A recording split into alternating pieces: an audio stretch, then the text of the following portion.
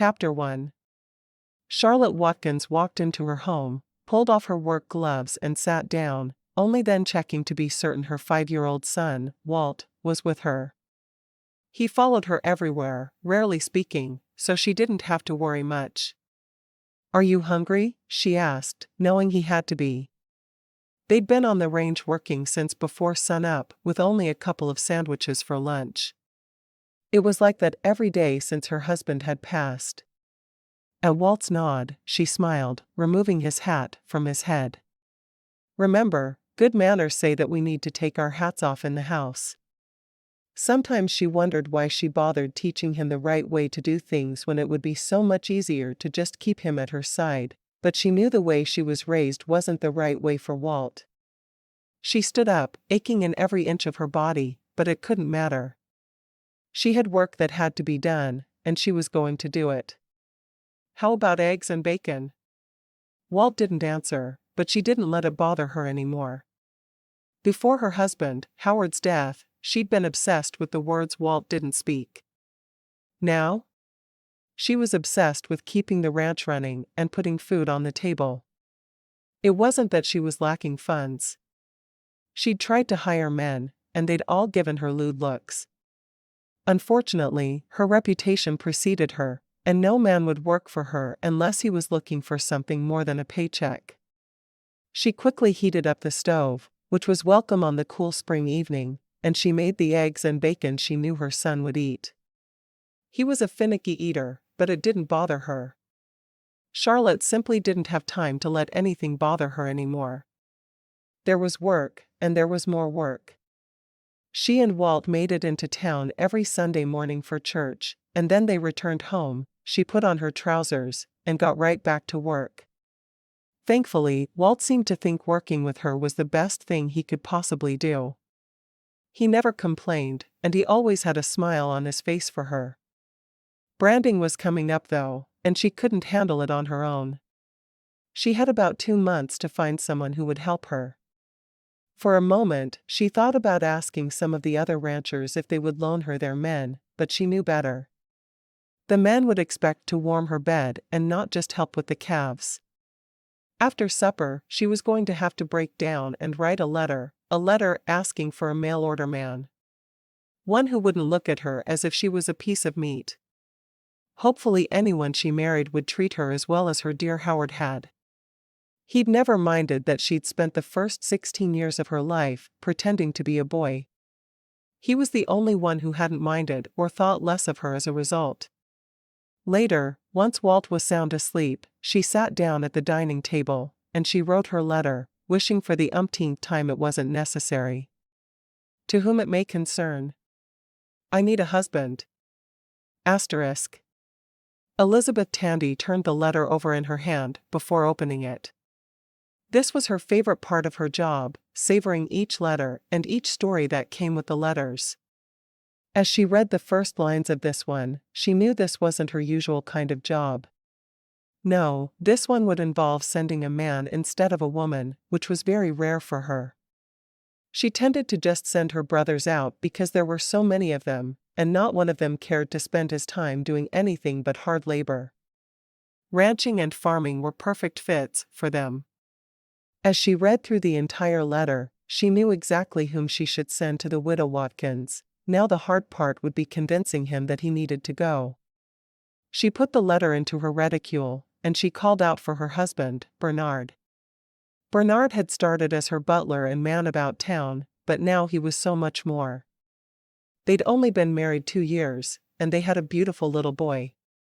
Bernard popped his head into her office, his face serious, but when he saw she was alone, he joined her in the room, his arms going about her. "Yes, my love? I have to convince Earl to move to Montana to marry." "Your brother? A widow?" he asked, always understanding her. Earl had fallen in love not 3 full years before, but his fiancée had met with a terrible accident, and she'd lost her life. Elizabeth nodded. "A widow with a little boy who doesn't speak. I see. Yes, it sounds as if Earl is the man for the job."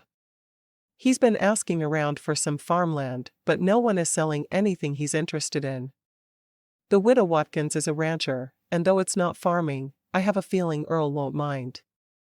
She lost her husband a few months back, and due to her reputation, none of the men in town will work for her without expecting a great deal more than a paycheck. Oh, dear. Where did she get her reputation? I don't know, but I have a feeling Earl won't mind whatever it is. I'll get the baby. You get the pram ready. Elizabeth smiled, standing on tiptoe to kiss her husband. You know my life is only wonderful because you're a part of it, right? I feel the same about you, my love. Asterisk. Earl Miller was dreaming again. Daydreaming about land that was his, that he could plant whatever he wanted on. For instance, he was certain that they'd make the most money from potatoes, while his father clung to what his father had done before him, dairy farming, and only planting enough crops for your animals for the year. It felt so short-sighted to Earl. As he stood with his shoulder against the pillar that barely held up his parents' porch roof, he spotted his sister and her husband driving up to the house. The snow had barely melted, and he wanted to call out to Bernard that he was going to get stuck in the mud, but he held his tongue. He had always thought of Elizabeth as his favorite sister, but now that she'd gotten rich, well, it felt different. He wasn't as comfortable with her as he had been. He raised a hand in a wave. What are you doing out here? After a moment, he remembered his manners and went to take his nephew Michael from Elizabeth while Bernard handed her down. Earl loved his nephews and nieces something fierce, and wished he had kids of his own, but since Patsy's death, it was hard to think of another woman that way. We came to see you, Elizabeth announced, not reaching out for her son, so Earl just cradled the boy against him. Oh? What did you do that for? He knew something had to be up for them to drive through the mud in their fancy buggy. Elizabeth smiled. Let's go inside and I'll show you. Show me? You're not trying to get me to go west and marry a stranger, are you? I'm not going to be someone's mail order man. His sister had a one-track mind where her business was concerned. He knew if that's what she wanted, she'd push until it happened. Let's go inside, his sister insisted. He groaned. She did want him to be a mail-order husband. Didn't she know he'd already had his heart broken by the only woman who would ever truly matter to him? Okay, but you can argue all you want. I'm not marrying some stranger. He led the way into his parents' house and into the dining room, which had a huge, long table for all the siblings and their parents. Their family had filled half the schoolhouse by themselves. He waited as Elizabeth and Bernard sat, but he stood, still holding the baby and making faces at it. Say what you're going to say. Elizabeth smiled. Give me my son and take this letter. It's for you. I know it is. Earl groaned as they made the swap, and he plopped down into a chair beside his sister. No, I missed you, Earl. No, you're my favorite brother. No, from you, it's give me my baby and read this letter you don't want to read from a stranger you don't care to know. I don't know why I love you. Elizabeth just laughed. Bernard was stoic as always, sitting there like a huge blonde thundercloud across the table. He glanced down at the letter and started reading. To whom it may concern. I need a husband. I was married to a wonderful man for more than 7 years, and I have a 5-year-old son who desperately misses his father. I own a large ranch in Montana, and no man will work for me. Well, they will, but with my reputation in town, which is undeserved, men will work for me, but they expect a great deal more from me than a weekly paycheck. I cannot do the branding and castrating of the young calves alone. I must have help. I've thought and thought about the best way to do things, and the only answer is for a man who has never met me, and therefore doesn't believe I'm a woman of loose morals, to come here and marry me. I cannot give up the ranch my husband worked so hard for, but I also can't run it alone. I need help, and I pray that you can find a good man for me to marry. My son, Walt, needs a father. He doesn't speak much, and I hope I can help with that, but it's not enough to play word games while we work together. A 5-year-old shouldn't be out working on the range anyway.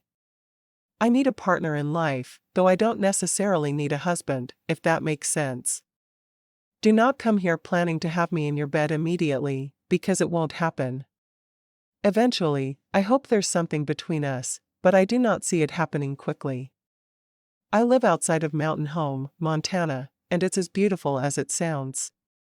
I promise coming all this way and marrying a lonely widow woman is worth it. I'm only 23, and I hope to have more children someday, so please enjoy children and be of good health. And most importantly, be ready to work. You don't even need to respond. Anyone here can point you toward the Watkins Ranch and crazy widow Watkins. Sincerely, Charlotte Watkins. Earl looked at Elizabeth with a frown. It sounds like the townspeople aren't as kind and loving as they could be. Poor woman has a young son and no help. No man can run a ranch on his own, let alone a woman. I know, Elizabeth said softly, looking at him as if she expected an immediate answer. She needs someone soon. But I refuse to fall in love again, he said. She's not looking for that right away. You saw what she said. She wants to take time to get to know the man she marries first. I think she was very wise to lay it all out as she did. I think so too, Earl said, staring at the letter. You know what? I'll do it. If I could just take my horse on a train. He hated giving in to his sister so quickly, but she was right. That letter spoke straight to his heart, and he knew he was the man who needed to be there, helping her and her son. Bernard spoke then for the first time. Earl found the man downright creepy the way he watched over Elizabeth so silently. You can. They will keep it in a cattle car, and you can pick it up when you reach your destination. I do it most every time I travel. I prefer my well-trained horse to one I can rent in a stable. I didn't know that was even a possibility. Earl thought about it for a moment. She doesn't want me to wait either. I could leave tomorrow. Dad sure doesn't need me with so many of us. He really did wish he was needed at home, but there was nothing for him to do there that any of his brothers couldn't. No, he really doesn't. And you would own your own land. Maybe it's land meant to be ranched, but you could still grow whatever you wanted. I'm sure your wife wouldn't be upset at all having help with her kitchen garden. You're right. He took a deep breath. What about this reputation thing? Elizabeth shrugged. You didn't mind Patsy's reputation. That was different. I loved Patsy. You were the only man in town willing to look past her reputation and court her. Do you realize she came to me and inquired about being a mail-order bride as soon as she got back? Earl shook his head. He hated the idea of Patsy being married to another man. She was the love of his life, and he'd never love another woman half as much as he'd loved her, despite what she'd been through in her past. Could I get a train ticket for tomorrow, do you think? Elizabeth smiled, nodding. I know you could. What's Ma going to think if another of us goes out west and marries a stranger? Earl asked, grinning. She'll say, one less mouth to feed. Praise God. Earl laughed. It did sound like their mother. I'll get everything packed and head out first thing in the morning. I'm marrying Charlotte Watkins. Elizabeth smiled. Want me to break the news to the family? He shook his head. No need. They're used to us taking off at a moment's notice. For the rest of the day, Earl thought about the things he would need for his trip out west, taking everything he owned, though it wasn't much. He'd never moved away from his parents' house, because there'd never been a need. Everything he wanted and needed was right there, and his work had always been helping his pa. After he'd packed everything and gotten ready for bed, he prayed to the Lord that the woman was a good Christian woman who really did need a man like him. He prayed that whatever had garnered her reputation was a falsehood, just as it had been for his Patsy. As he fell asleep that night, he knew without a doubt in his mind, he was doing the right thing. Both for himself and the widow Watkins. Chapter 2. Charlotte was exhausted. She stumbled into the house at the end of a long, hard day, with Walt behind her. She would have skipped supper if it wasn't for her son, but she knew she couldn't. He needed to eat regularly, even if she felt she could skip a meal here and there in favor of sleep. Walking through the house, she could see that someone had done some cleaning, which made no sense to her at all. And then she caught a whiff of beef cooking. There was no mistaking the smell. Someone was in her home, and they were cooking and cleaning? Who would do such a thing? She reached for the rifle off the wall in the entryway and sneaked toward the kitchen, whispering to Walt to stay where he was. She stepped into the kitchen with the rifle at her shoulder, aimed at a tall, shirtless man. "Who are you, and why are you in my kitchen?" The man turned toward her with a grin on his face, and oh dear, the grin, not to mention the bare chest, made her weak in the knees. "I'm Earl Miller. I just got here on the train this morning, and I wanted to eat before we headed into town to marry, so I figured I'd cook for all three of us, since you were probably out doing the work of 12 men. This is a big spread, and a little lady like you will hurt herself trying to do it all on her own."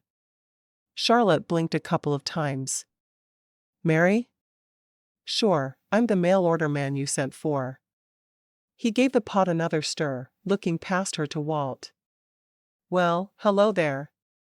I'm Earl." There was no sound from behind her, and Charlotte wasn't quite ready to lower her rifle just yet. "If you're the man I sent for, who was the letter addressed to?" Earl smiled. "Elizabeth Tandy of Rock Creek Road, Beckham, Massachusetts. She's my big sister." At his confirmation of where she'd sent the letter, she lowered the rifle. "What do you know about ranching?" He shrugged. "I know all there is to know about dairy farming. I also know about growing crops, which I wish my father had done more of and less of the dairy farming. I'm a fast learner." She gave a slight nod. "And a hard worker, I see." Looking around, she could tell he'd done a great deal more than she'd first thought. "Always have been. My parents raised me to work." "So, you weren't one of those hellions always getting into trouble at school?" When his face reddened slightly, she couldn't help but smile. "You were?" He nodded once. "I was. My brothers and sisters and I were known around town as the Demon Horde. If you were driving along and getting pelted by apples, you sure knew which farm to stop at to tell the parents about it." "And your parents punished you?" she asked. Earl shook his head. "Nah. There were too many of us. They were tired, just doing their best to keep us alive. We pretty much ran wild, getting into trouble and having a blast doing it." She chuckled. "Sounds like you weren't raised to do hard work after all." He shrugged. "We all figured out in our own time that hard work was what was expected. And we changed our ways, one after the other." Charlotte couldn't help but be charmed by the shirtless man in her kitchen. "I'd say I'm too tired to head into town to marry today, but I can't let you stay here without marriage first.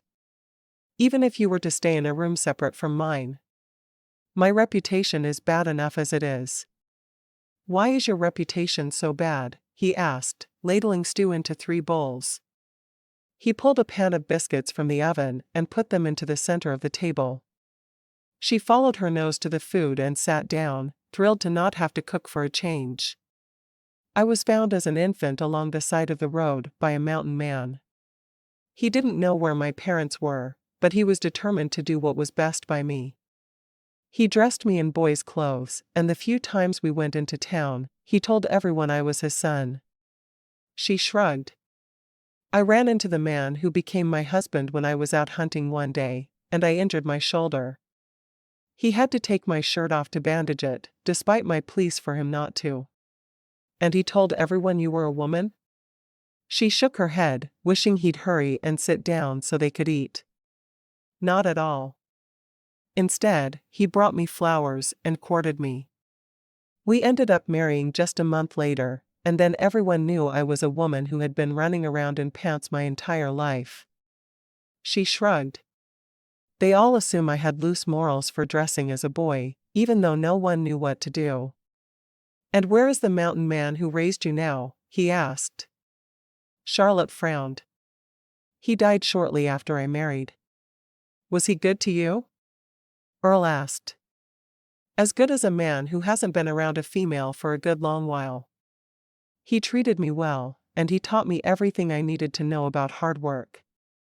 He even taught me to read. Of course, he wasn't very experienced with reading himself, so after the basics, I taught myself.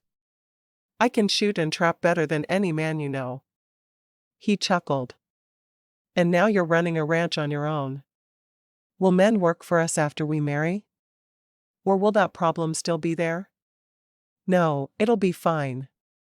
The men will report to you and consider you their boss, just as they did with my Howard. He sat down at the small table and took her hand and the boys. Let's pray. Charlotte didn't know why she hadn't expected him to pray, but she was a little startled when he took her hand the way he did.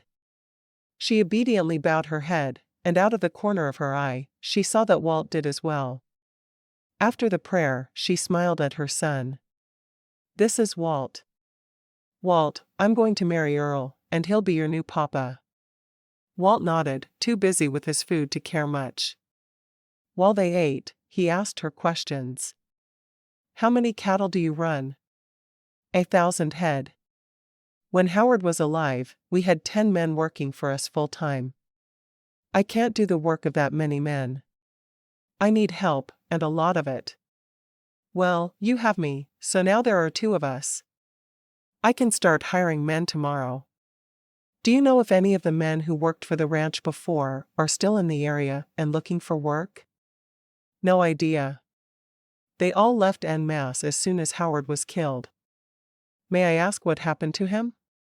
She sighed. He was out on the ice during a late freeze last spring, just wanting to break the ice so the cows could drink. He slipped through, and though his men pulled him out as quickly as they could, he died of pneumonia a few days later. I'm sorry. She nodded. Thank you. Walt and I have made it, but we really should be branding the cows, and it's almost impossible for one woman to do alone. That's a lie. It is impossible. Last year, Howard led the branding, and died 2 weeks later. And you've managed alone for a year? The shock in Earl's voice made her smile. I'm a hard worker. Charlotte said the words loudly and clearly. She was proud of having done almost everything the ranch needed for about a year. I can see that. All right. As soon as we're done eating, we're going to town and getting married. Tomorrow, I'll head into town and see if I can scrounge up any men to come work for us. Tomorrow is Sunday, she reminded him. I'll introduce you to some of the kinder ranchers in the area at church, and perhaps they'll be able to tell you where to start searching for men. Sounds good to me. He wiped off his mouth and stood. You finished yet? She stared at the big pot of food and nodded. But let's get the food into the icebox. We're going to want to eat it for our noon meal tomorrow. And possibly for supper. She rubbed the back of her neck. I've gotten into the habit of returning immediately after church and changing into my breeches again. It's so much easier to work in pants. He grinned. I can see that. You go change, and I'll chat with Walt. Charlotte looked at her son. Do you mind staying with Earl? The boy shook his head. Charlotte hurried away and put on one of her day dresses. They were in perfect condition because she hadn't worn them in a full year. She liked the idea of being able to wear dresses again. While she was in her room, she brushed her hair from her face and put it back into a simple knot. She'd taken to just tying it back with a ribbon and going on with her day. On a more difficult day, she'd just shove it all up under her hat and fight with the tendrils that framed her face all day. Stepping back into the kitchen, she saw that Earl had put on a shirt and was sitting at the table talking to Walt, who was smiling slightly. She hadn't seen Walt react so well to a stranger since, well, it had never happened. "I'm ready," she said softly, loath to interrupt them. But it was already 7 on a Friday night, and she knew the pastor went to bed early. "Walt and I will hitch up the wagon." "I can help," she said. "It's not like I've never done it in a dress." "You won't today. You just sit and rest a bit." "Right, Walt?" The boy nodded emphatically, following Earl out the door. As she watched them leave, Charlotte knew that even if Earl wasn't the right man for her to marry, he was the right new papa for Walt. The boy was already doing as he said and seeming happy to be around him. It was more than she could have asked for.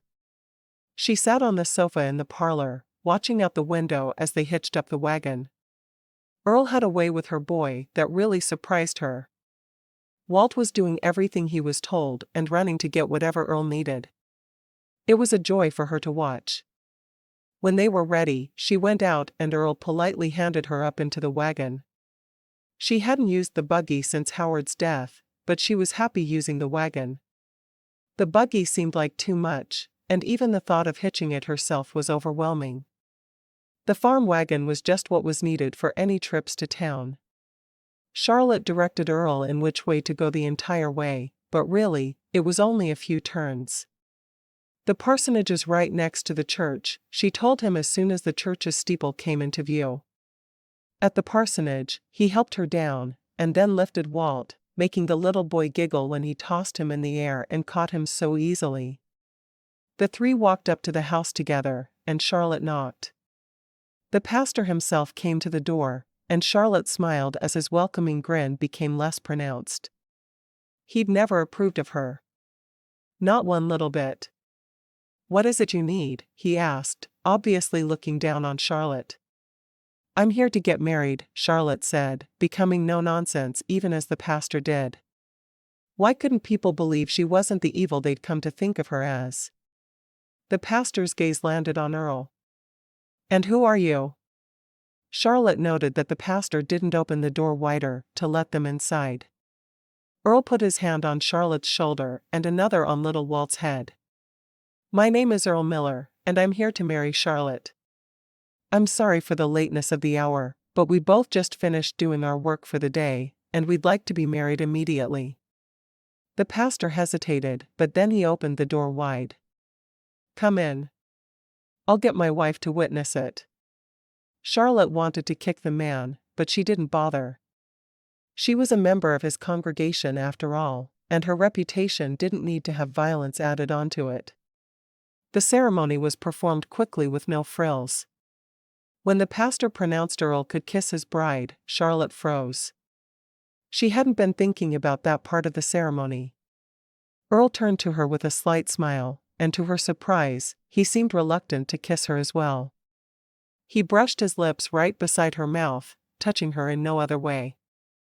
No one watching would realize it hadn't been a real kiss, but Charlotte did.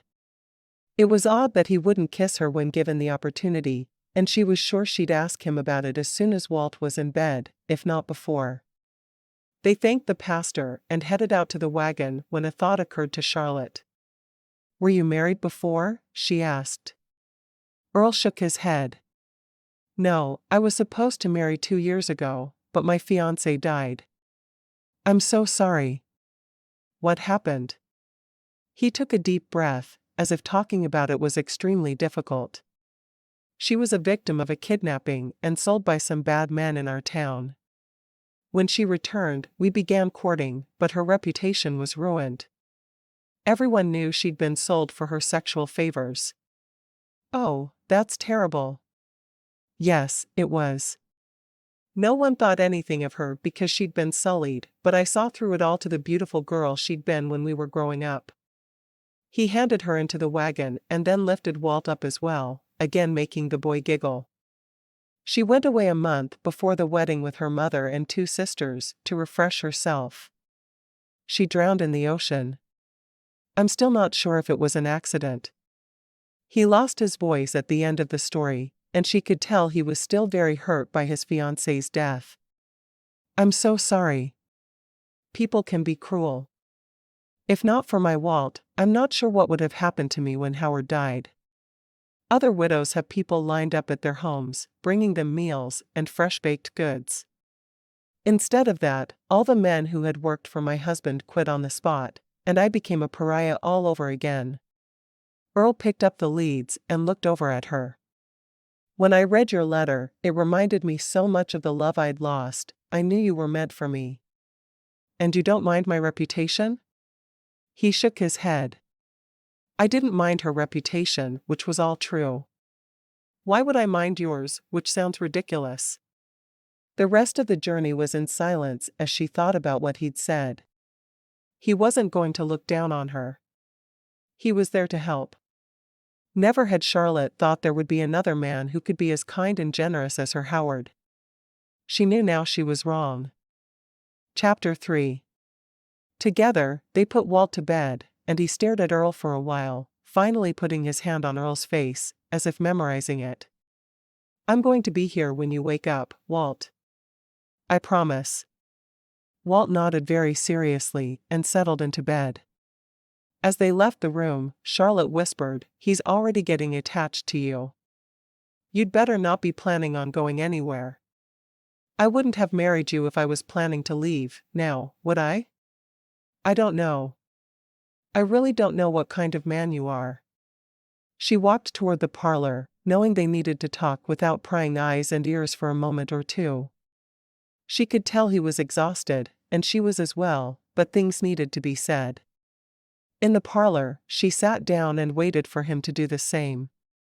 I thought it would be good if we had a moment to talk before sleeping tonight. He nodded.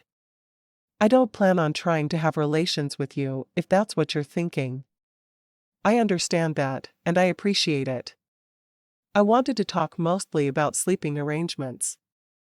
There are 2 rooms downstairs, one for Walt, and one for me. There are also 2 rooms upstairs. I wondered if you would be willing to take one of those beds for at least the first few weeks as we get to know one another. He nodded. I'm actually relieved you're offering. I liked your letter so much, because that part of marriage wasn't part of the arrangement. I still think about my Patsy often.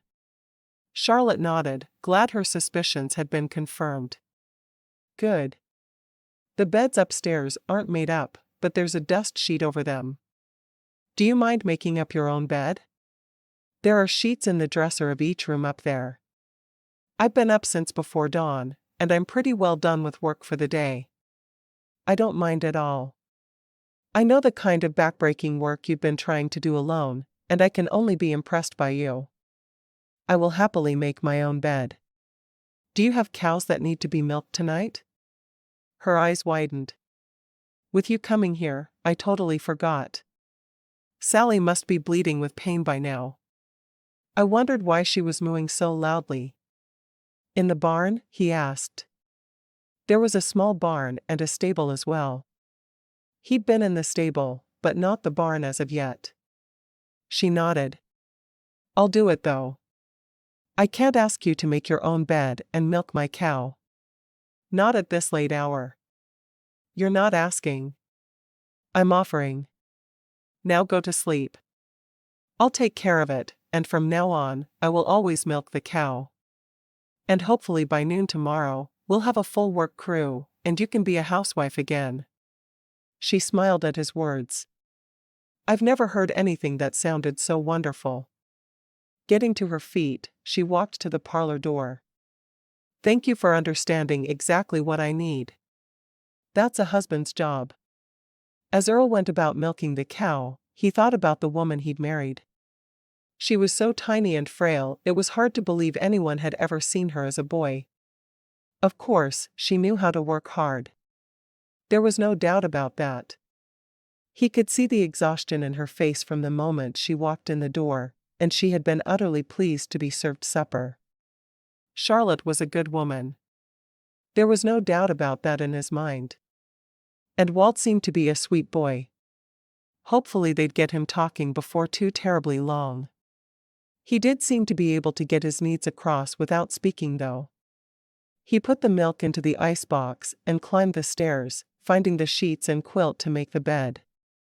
This marriage was so different than the one he'd have had with Patsy, but he felt blessed to be in a place where he could make a difference, where he could work with animals and the land.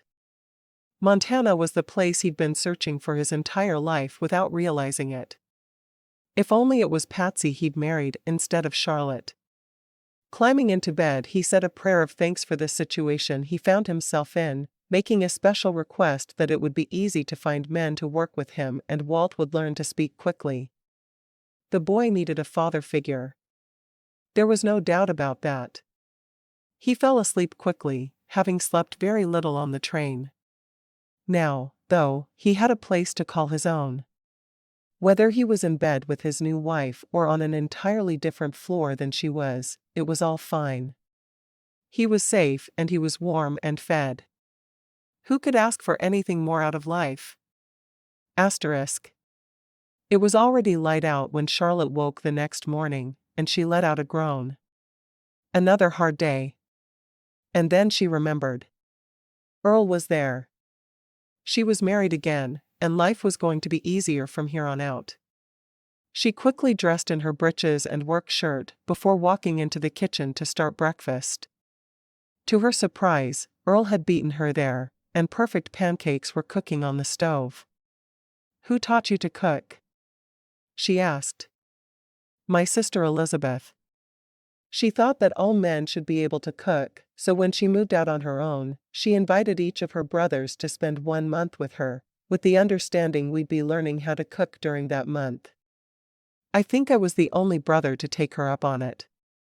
Ma taught all my sisters to cook, but she didn't think boys should cook. I figured I needed to learn everything I could so I would be of benefit to someone somewhere. He motioned toward the table. "Sit. I've milked the cows and gathered the eggs. You know, I'm going to have to do some of the work here. It can't be all you." He laughed. "For the first couple of days it should be all me. You've been doing too much for too long.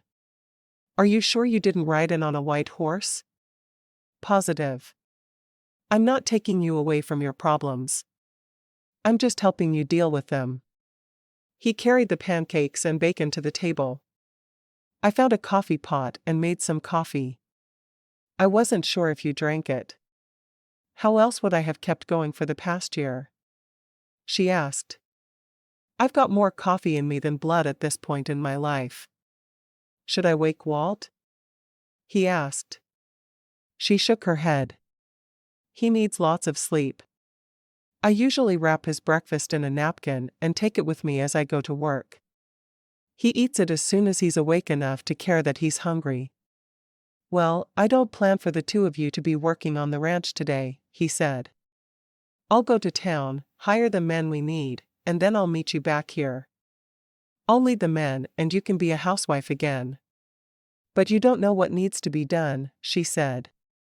"You'll tell me. I have a feeling any men I find here are going to know how to do whatever we need." Charlotte considered for a minute. It sounded so tempting to just stay in and cook and clean for a change. "I'm not sure if that could work." "Then you sit down and make a list today. When I get the men here, we'll start conquering that list. I don't think the men should see you in your britches with the way they treat you." She pursed her lips, thinking about it. "Does it bother you that I don't always wear a dress?" "Why would it?" "No, I have no problem with you wearing what's appropriate for the work you're doing. I just know that it'll be harder for you if you are seen wearing them anytime soon." Earl needed her to understand that he accepted her for exactly who she was, but he would protect her if there was any way to do it. "I'm just not going to be able to protect you from every lewd look you get if you go out in pants. It won't work." Understanding his meaning, Charlotte nodded. "All right then. I'll wear a skirt. And Walt and I will begin working inside instead of out on the range every day. If I need to show you how to do something, I'll show you on Sundays or at night when no one else is around." Her eyes met his. "Thank you for giving me my life back." He nodded. "I'm happy to do it. Just try and work with me, and not against me." I'll do my best. After breakfast, she washed the dishes while he headed to town to try to hire men. She kept thinking about all the work that needed to be done, but she couldn't let herself fret over it.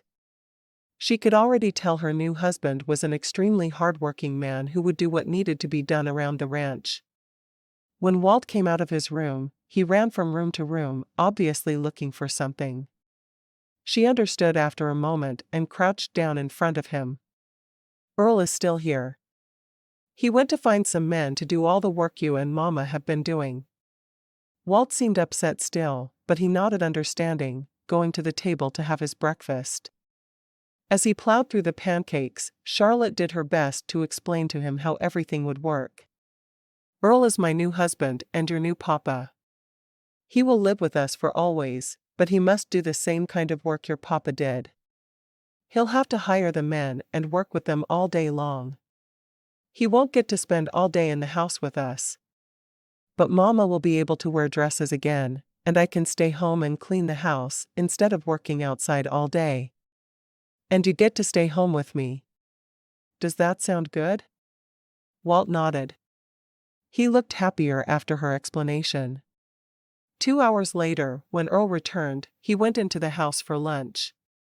The men are all starting at 1, which means I have an hour to eat.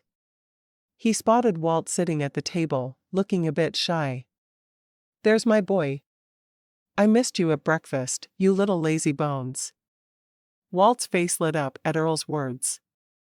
He held his hands in the air for Earl to pick him up, which Earl did without hesitation, dipping him upside down. Charlotte watched the two of them for a minute while she continued her lunch preparations. I desperately need to make a trip to the general store in Cauldron Valley, but it'll wait for a day or two. We need supplies badly. Have you had time to put in a kitchen garden? Earl asked. No. I haven't done a thing in that regard. There was an area Howard plowed for me last spring, but it's overgrown now. It should be able to wait until Sunday for me to plow it. And if you don't mind, I really enjoy gardening. I'd love to put in the kitchen garden. She gaped at him for a moment. Do you remember me saying that I'm going to need to do some of the work? Earl shrugged. I helped my mother with hers a lot, and I was always working in the fields with my father. Farming is in my blood. I understand. Let me milk the cows and gather eggs then. You shouldn't have to do all of it. He frowned. But it's my job to milk the cows. We'll compromise, and you can gather eggs. She chuckled. The easier of the two jobs would be left for her. I don't mind milking. I grew up being told it was the man's job to milk the cows. Most of my sisters don't even know how. But you cook. He shrugged. I'm a rebel. Charlotte could tell when she'd been defeated. She hated milking cows anyway. How many men were you able to hire? She asked. I hired 25 to get us through until we're all caught up. I told them all they'd be judged, and the ones who did their job best and treated my wife the best would get to stay on permanently. She laughed. You're bribing them to treat me well. Something has to work. I told every one of them that if they disrespected you, they'd not only lose their job, I'd knock them into next week. Without thinking, Charlotte left the pot she was stirring and walked over to him, kissing him square on the mouth. Thank you. You're very welcome. I don't like the idea of anyone treating you with anything but the utmost respect. You had a harder childhood than most, and you don't need to be treated poorly because of it. Blushing, she hurried back to the stove and continued stirring the cream sauce into the potatoes she'd made. She'd chopped up chunks of bacon, fried it, and added it as well. It was a quick, easy lunch that would leave him full throughout the day. And she would be able to catch up on the laundry. It had been a couple of weeks since she'd taken the time to pull out her scrub board. I'll be doing laundry this afternoon, she told him, relieved to finally have the opportunity to do so. Make sure you leave any dirty clothes out for me. I'd love to get the laundry all caught up. Will do. Earl was pleased to see she was willing to go back to being a full-time wife, and not insist on continuing to work so hard on the ranch.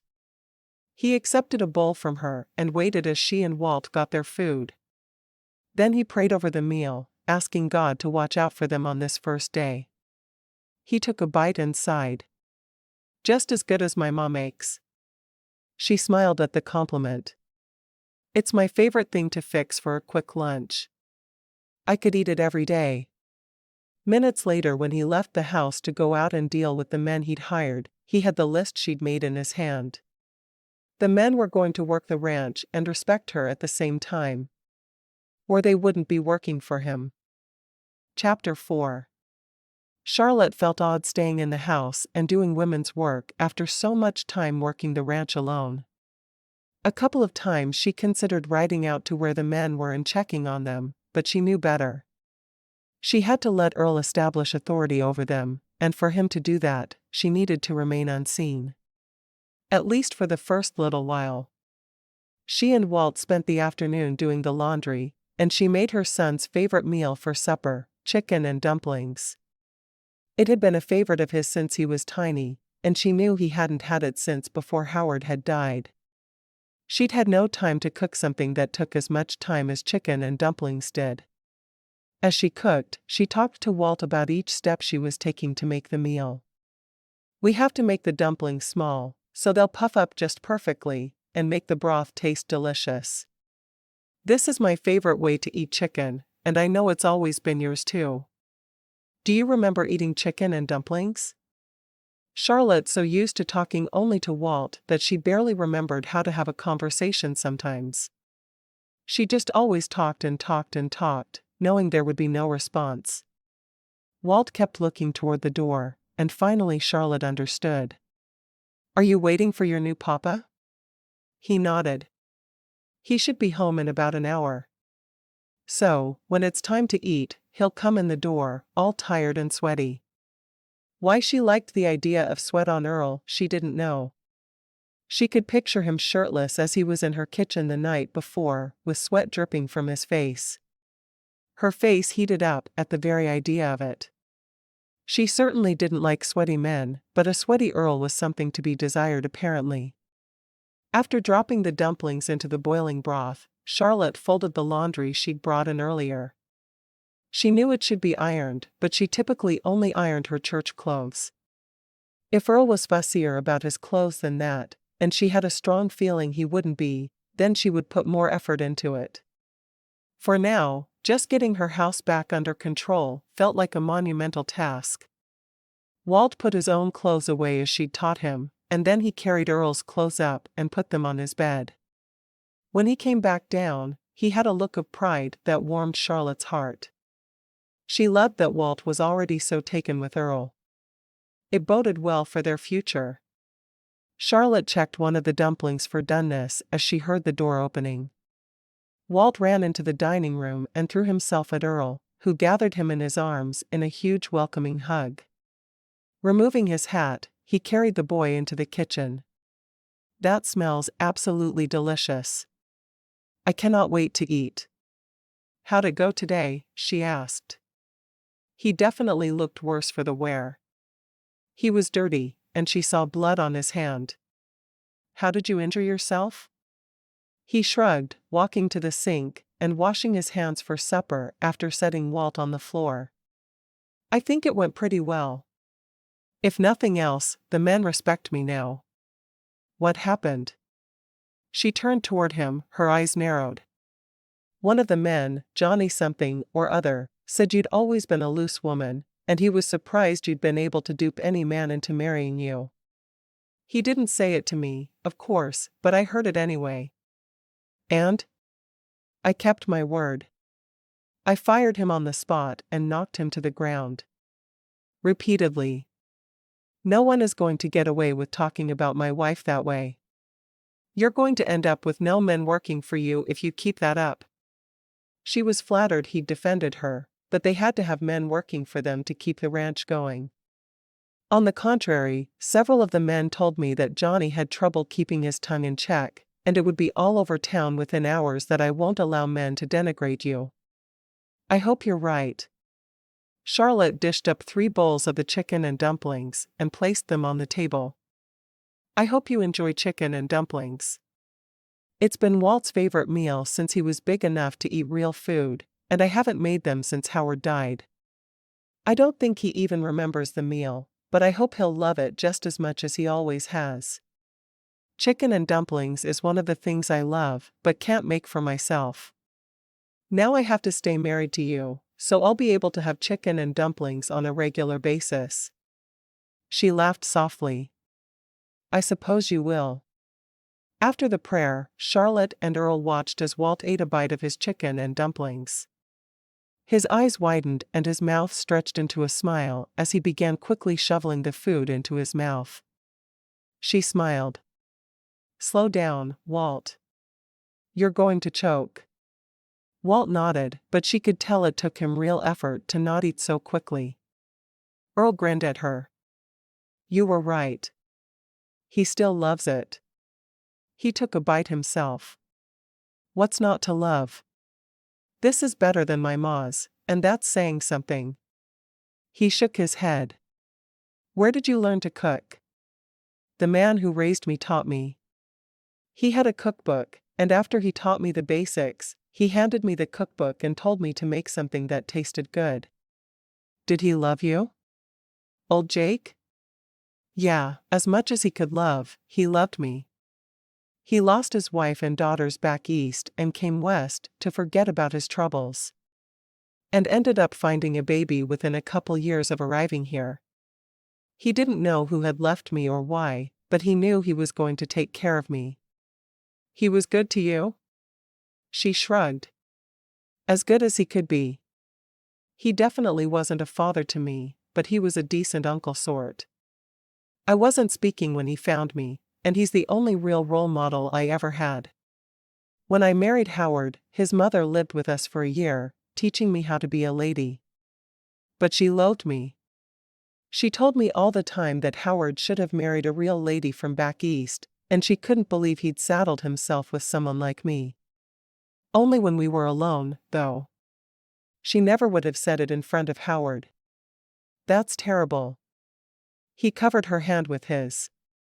I bet she was even worse after he died. She never responded to my letter informing her of his death. So, she wasn't worse, she was just not there. She took a deep breath. From the instant Howard died, it was just Walt and me. But we did good, didn't we, Walt? Walt's little cheeks were bulged out with the amount of food he had in his mouth, but he nodded. He tried to smile, but his mouth was too full to do it. She shook her head. Walt, you're going to choke. That won't be any fun, will it? Walt shook his head, but he didn't slow down in his eating at all. Earl laughed. You look like a chipmunk, Walt. He felt funny speaking to someone who didn't speak at all, but after observing Charlotte with the boy, he was able to do it. What did you and the men accomplish today? Other than learning who's boss? He leaned back and rubbed the back of his neck in embarrassment. We started herding the calves toward the pasture up near the barn. You said that's where we'd brand them. Yes, it is. Perfect. How many were you able to move? Around 100 head. It was pretty hard to tell with all of them running around bleeding like maniacs. She chuckled. Dairy farmers don't do all this? Not the same way. He sighed, pushing his bowl away. Today is what? Saturday? She nodded. Tomorrow morning is church. I can't believe you go to the church the pastor who married us runs. He's not a nice man. He is.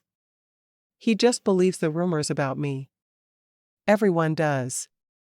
So, you have no friends at all? Actually, I have 2 friends, but they're both quite busy having babies. Earl noticed a longing look on her face as she said it. You never got pregnant again after Walt? Charlotte shook her head. Never. I wanted a daughter so badly, but it just never happened. I come from a family of 14 or 15. I don't know. I quit counting a while back. Thankfully, my parents seem to have stopped having new kids. I'm sure we'll have some if that's what you want. Well, not yet, but I do want more children. Earl smiled.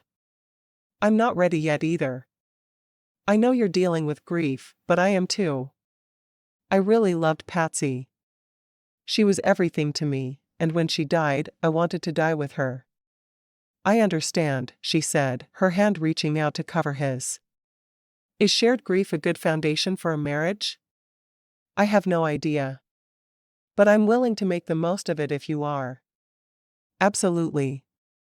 I appreciate you defending me today. Howard tried, but he just wasn't big enough to knock men down.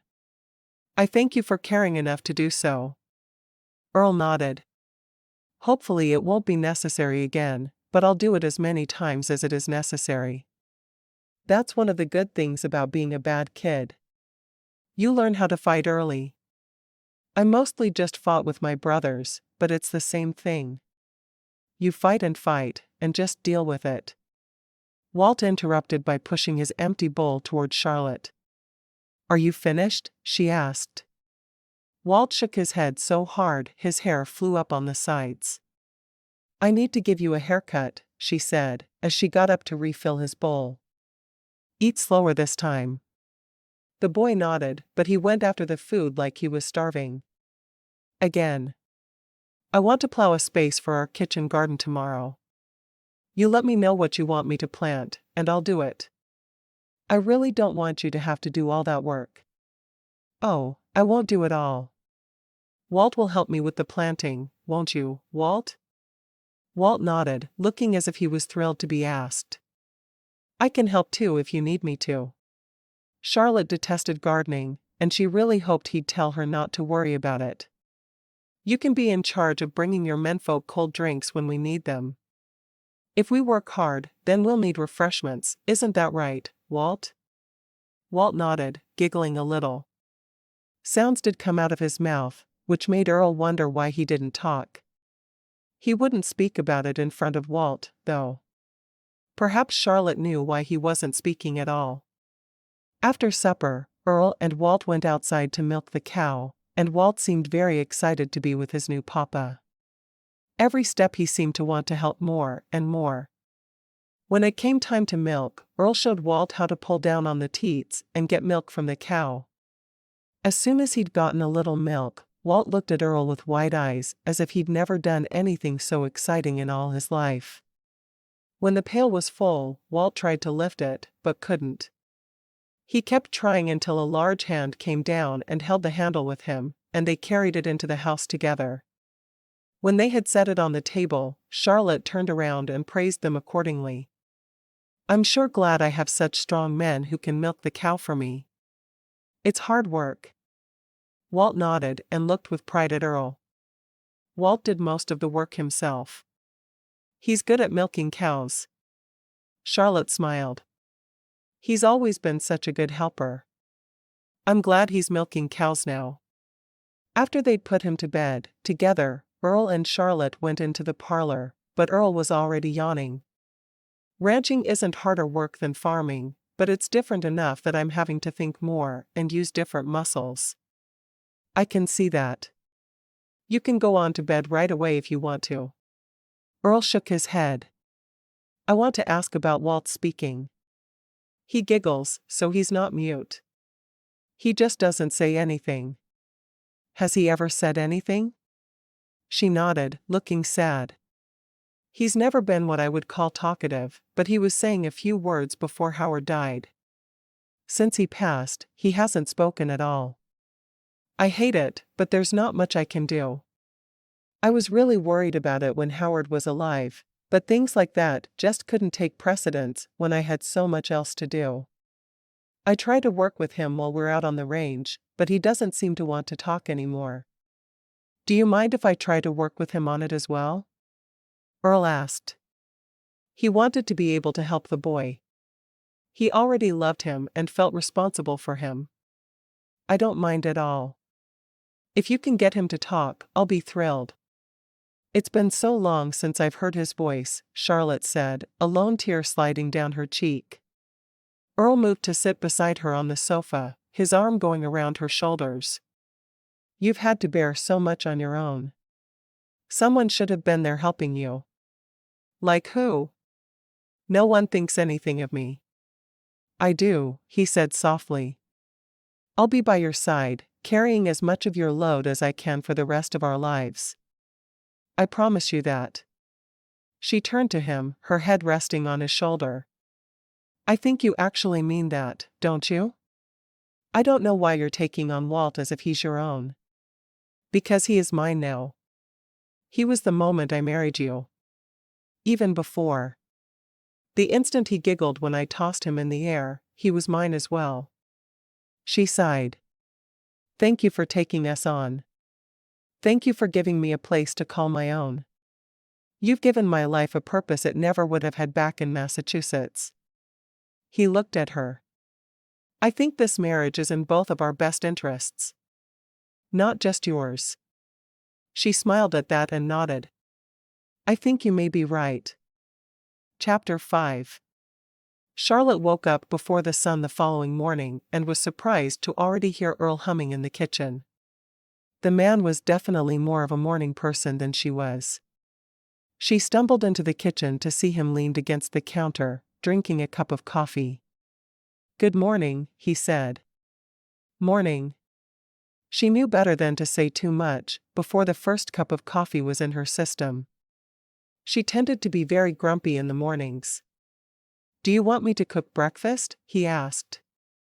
I've milked the cow and gathered the eggs already. That would be wonderful, she said. If you don't mind. I don't do well in the mornings. Not until I've had my first 3 pots of coffee anyway. He chuckled. I don't mind at all. I saw some potatoes in the cellar, and I thought maybe some fried eggs with fried potatoes. I haven't had fried potatoes in ages. That sounds good to me. And bacon. I do love bacon.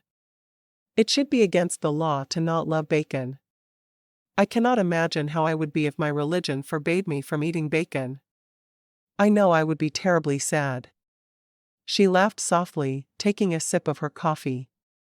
You make your coffee nice and strong. I approve. I approve of a lot of things about you, he said.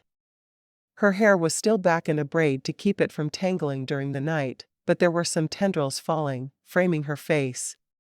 I really like your hair first thing in the morning. He tucked a strand behind her ear and kissed her cheek. What was that for? She asked. For looking beautiful. I need no other reason. Earl stopped and looked at her for a moment. Unless you'd rather I not touch you. She shook her head. No, small touches will get us used to each other quicker. And that's good? He asked. Charlotte nodded. We didn't have a normal courtship. We never touched until the preacher said, I do, and that's not normal.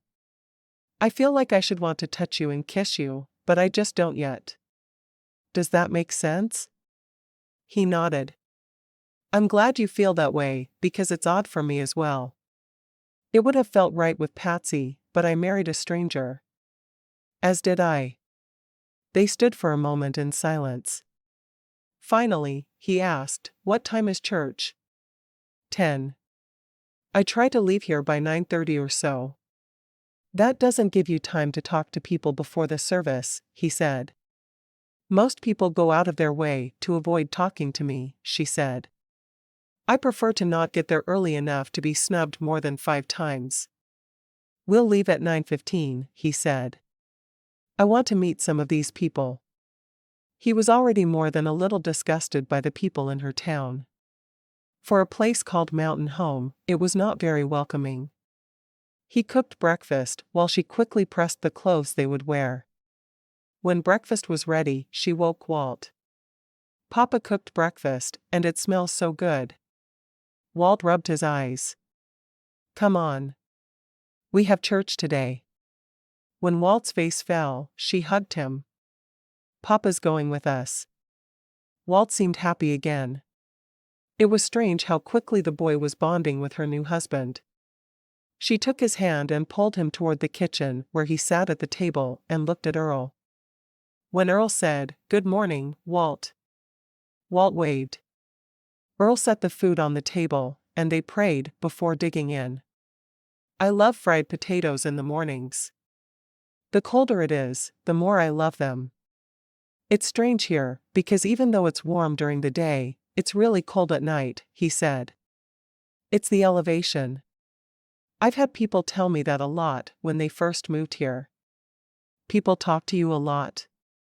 "Only when they have just arrived. It takes them a little while to realize they're supposed to shun me for wearing pants when I was a girl." She shook her head. "I have a couple of friends who haven't quite gotten to that point yet, and I have to say, I'm thrilled." "I can understand that," he said. "I don't know how I'd react if no one would speak to me. I'm still considered wild and poorly behaved back in Beckham, but no one ever stopped speaking to me." "It's not easy to be the only person in town no one will speak to," she said. "It was better while I was married to Howard because this ranch is one of the largest in the area. Not as big as the Royal River Ranch, of course, but close. People were intimidated by him. And they knew if they treated you poorly, he would no longer do business with them. They'll learn the same about me very quickly." "I have to go to the general store in Cauldron Valley tomorrow," she said. "The merchant is nice enough, but the people in the store aren't. It's hard to go alone." He frowned. "I suppose they're closed on Sundays." "They are. I'll get the men started in the morning tomorrow and take a long lunch then. I don't want anyone mistreating you." She shook her head. "No, I was just complaining, and I shouldn't have been. I'll handle it on my own." "Are you sure?" "I don't mind. I think it's better if you're there watching over the men until they're used to you. Howard always said that if he was sick for a day, only half the work got done." Earl nodded. "I was thinking of that, but I don't want you to have to go alone if people will be rude to you." "People are always rude to me, but it's okay. I'm used to it. It's a good thing it doesn't upset you." Charlotte laughed. "It did at first, but I came to terms with it." He hitched up the buggy that hadn't been out of the stable in over a year for church that morning, Walt at his side, helping. Well, he wasn't really helping, but Earl made sure he thought he was. The boy was already precious to him. As they left for church, Charlotte took a deep breath. "Just promise me you won't start seeing me the way all the townspeople do." Earl frowned at her. "You don't think very much of me, do you?" "That's not it at all," she protested, worried she was causing problems between them. "I've just made a great deal of friends who stopped talking to me once they realized how everyone else felt about me. I'm not going to do that to you. Ever. I hope not." She hugged Walt closer to her side, fully aware that people's feelings for her were extended to her son. No one wanted their children playing with him, and it wasn't just because he couldn't speak. Once they arrived at the church, Earl helped her down and then lifted Walt onto the ground. Together, the three of them approached the church building, which was already filled with people. Ada Kelso waved to her, and she took Earl's arm, leading him to her friend. "This is Ada Kelso. Her husband Wade is around here somewhere. She's my friend." "It's good to meet you," he said, looking at Mrs. Kelso for a moment. Then his eyes widened. "Wait, you're Ada Applebottom." He knew her from Beckham. Ada smiled. "I am. Aren't you one of the demon horde?" He cringed a little. "I was when I was younger. Now I'm an upstanding rancher who is married to your friend here." "Which one are you?" Ada asked. "I'm Earl. I'm the fourth son. Elizabeth saved my sanity by sending me out here to marry my Wade," she said, smiling at him. The baby in her arms wiggled a little, and she turned her to her shoulder and patted her back. "Here's Wade now. Wade, this is Earl Miller. I knew him back in Beckham. You've heard me talk about Elizabeth? He's her younger brother." Oh, I'm glad you're getting to see someone else from home. Wade held out his hand for Earl to shake. Good to meet you. And you.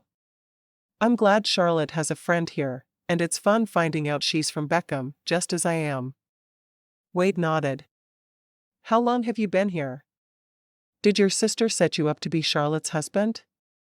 When Earl hesitated, Wade shook his head. None of my business. Don't ever be afraid to tell me that. Thanks for understanding. Oh, no problem. I guess you met my little girl? Wade looked down at the baby Ada was holding with love in his eyes. That's our little Sarah. Isn't she beautiful? Earl smiled. Absolutely the most beautiful thing I've ever seen. Truly, the baby looked like all the other babies he'd seen, but he didn't tell Wade that. You should come for supper some night. I'm sure Charlotte would be thrilled to have another woman's company. Charlotte looked at Ada. You don't have to. You don't want people to start thinking of you the way they think of me. Ada groaned.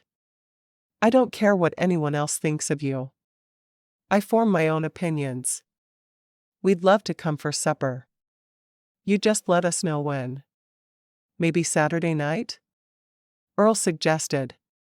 No one has to be up before dawn for work the next day. Ada's eyes widened. Did you hire some men then? Charlotte smiled. Earl hired several men yesterday. He's already fired one too. Earl could see Johnny with a circle of men around him across the church. When Johnny caught him looking at him, he shrunk himself down. Earl was pleased to see the man had 2 black eyes and bruising around his nose. He hoped he'd broken it. Ada sighed. And I don't even have to guess why. What is wrong with the people in this town? I can tell you if something happened to my Wade, I'd be the first to put on breeches and start working on the range. I'd probably be terrible at it, but I'd do it without complaint. Why do I have an image of you in fancy dresses? Earl asked. I could swear everywhere you went in Beckham you were dressed formally.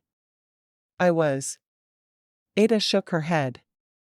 My mother was certain I needed to marry a rich man and take my place in society. I just wanted to be a farm wife, but I settled for being a ranch wife. I will eternally be thankful to your sister for getting me out of that miserable situation. Elizabeth is an amazing sister. Is she the one who taught you to cook? Charlotte asked. Yup, Earl said easily. I will be eternally grateful to her as well then. Earl laughed. I've only cooked a couple of meals for you. It was 3. And it was 3 meals I didn't have to cook. I don't think I've eaten anything I didn't have to cook for 15 years. Well, I'm happy to oblige, he said, grinning at her.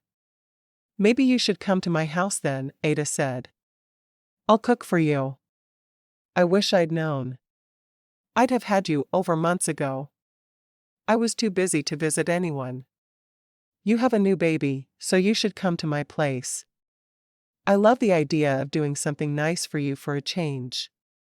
Cassandra Royal came over then. Did you really find a man to marry? She asked. Looking at Earl, she smiled. Earl? I know you're one of the Miller boys. You got it. I'm Earl. Earl knew Cassandra from their school. Cassandra had been much better behaved than he and his siblings. I don't know if you remember me. I was Cassandra Arnold, but I've married, and I'm Cassandra Royal now. Earl nodded, smiling. I remember you well. My brother, Joe, had a huge crush on you. Joe dipped my pigtails in an inkwell, followed me home throwing apples at me, and tripped me in the schoolyard. I know. He was flirting. Cassandra looked at someone over Earl's shoulder. I'm glad my husband wasn't that bad at flirting. Though, if I remember correctly, he wasn't exactly good at courting me. Earl, meet my husband Cameron Loyal. Earl turned, smiling. Nice to meet you. And you. Cameron looked at Cassandra. Now tell me how you know this man. Cassandra laughed. We went to school together, and his brother picked on me mercilessly, and now I hear it was because he'd had a crush on me. Cameron handed the little boy in his arms to his wife, shaking Earl's hand. As long as you weren't the one with a crush on her. Earl shook his head. Not at all. And I'm married anyway. I married Charlotte on Friday. Cameron smiled, looking back and forth between the two. You have a good woman. I know I do. I wouldn't trade her for the world. You and Cassandra should join us at our place for supper on Saturday night. I want to get to know Charlotte's friends and their husbands. We'd love to, Cameron said, speaking for both of them. Is the baby invited or should we leave him with my mother? Whichever you prefer. As far as I'm concerned, you can bring your mother as well. Charlotte's eyes grew wider and wider as Earl invited more and more people for supper. She wasn't going to be able to put off her shopping trip, even if she wanted to. I will have to start thinking about what to cook. I don't think I've ever cooked for such a large group. Earl grinned. I'll smoke some meat. You can just take care of the sides. I'll bring a couple of desserts, Cassandra said. You shouldn't be roped into cooking for so many when it wasn't even your idea. I'll bring a few loaves of bread, Ada said. Will that help? Now it sounds easy, Charlotte said. We'll cook all day, won't we, Walt? Walt nodded. As far as Earl could tell, he wasn't shy. He just didn't speak. It was odd. The pastor stood up then and told them which hymn to sing, and everyone took their seats. It was going to be a good day. Earl was certain of it.